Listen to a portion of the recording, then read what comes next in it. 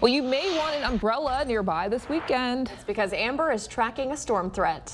That's right. We've got increasing storm threats through the weekend, and we're going to keep those chances for storms pretty high heading into next week. We're also this weekend watching a disturbance moving into the Gulf, and that's where we start tonight. I've got new information with this. This is now dubbed Invest 91L, which means it's just being investigated by the National Hurricane Center. They're going to actually send in hurricane hunters tomorrow as this moves into the Gulf and into the Bay of Campeche. The thought is that it's probably going to stay either a weak system, maybe a tropical depression, but it's not moving into the most conducive atmosphere here. But this is the first time we've had something to watch in the Gulf this season. And then in the Eastern Pacific, we of course have been watching several areas develop there. We have our next system that could be developing within maybe this weekend or into the first part of next week. And if that gets a name, that would be Flossie. But of course, a lot of folks watching that chance for development in the Southern Gulf. This is going to stay in the Southern Gulf. This is a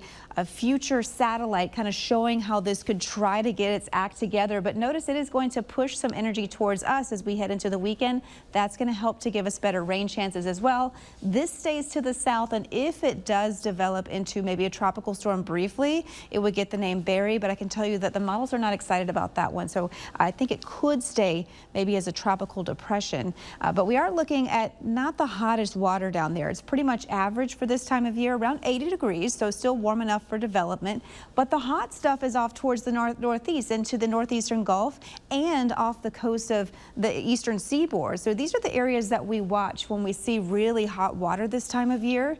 You've got the chance to see development in those areas. And while I think the development chances are going to be low with the particular pattern that we have, we're going to see a lot of moisture accumulate over this really hot water, and that's where you want to keep your eyes this time of year.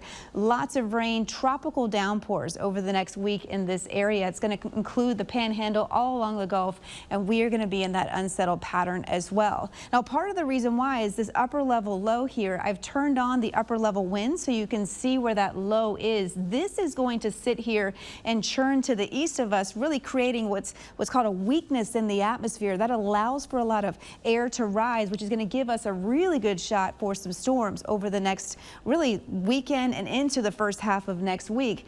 Our rain for tonight, we did see some storms on the North Shore. They've fizzled out as they've moved into the city, and now that storm that was moving over Bay St. Louis, that really was sitting over Bay St. Louis, is now fizzling. So a very quiet night for us, but we're going to get busy again with those rain and storms for tomorrow. A 40% chance for your Saturday and about a 60% chance on Sunday. So here's how that could look. We head into Saturday seeing the rain and storms starting to the south and building through as that pushes towards the north here. Some heavy downpours, not a lot of movement with these, so that's where you get that isolated street flood concern.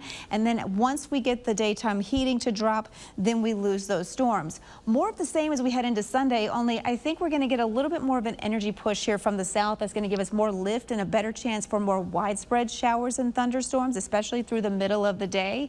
And then as we head into the evening, I think that those storms are going to fizzle, and that is pretty much what we're going to be seeing for many days ahead.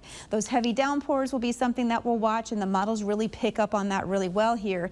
This is for the next couple of days. Notice that some of us don't see hardly anything at all, and then some see really heavy pockets of 2 to 3 inches. I'm going to be really watching that closely over the weekend. But what's happening is that this low is going to meander off towards the southeast, and it's going to interact with this trough off towards the north. It is going to basically accumulate storms and moisture here off towards the northeast. We're going to get in on that, and we're going to get some chances for some storms out of that.